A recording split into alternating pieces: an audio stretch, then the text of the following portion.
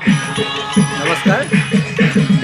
আলধা আঞ্চলিক ৰাইজ তথা বণিকখন ঠাই উদ্যোগত আলধা দৰং আৰু কামৰূপৰ সীমান্তৱৰ্তী এই পূজাস্থলীত আজি বিজয়া দশমীৰ পূজা আজি সমাপ্তি হ'ব।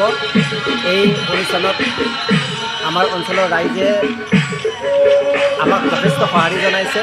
আজি তেখেতসকলৰ সঁহাৰি আমি নিশ্চয় কামনা কৰিম।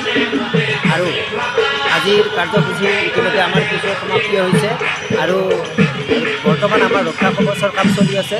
এই ৰক্ষা কৱচৰ প্ৰতি মানুহ যথেষ্ট আকৃষ্ট হৈছে। যোৱা কেইবেলিৰ দৰে এইবেলি নিশ্চয় ৰক্ষা কৱচ আমাৰ পৰা ল'ব। আমি ৰক্ষা কৱচ তেওঁলোকৰ বাবে আমি বনাই আছোঁ আৰু কিছু সময়ৰ পিছতে ৰাইজ আহি আমাৰ ইয়াত উপস্থিত হ'ব আৰু এই পূজালৈ আমি যথেষ্ট ৰাইজৰ সঁহাৰি লাভ কৰিছোঁ। আমি ভৱিষ্যতলৈ ৰাইজৰ সঁহাৰি পাম বুলি আশা ৰাখিছোঁ।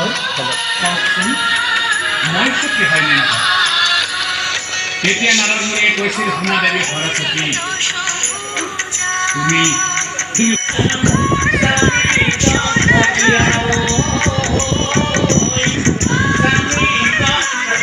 দীপাংকৰ বনিয়াই 501 টকা, টুকটুকি গাঁৱৰ ভৰত কুমাৰে আগবঢ়াব 1000 টকা।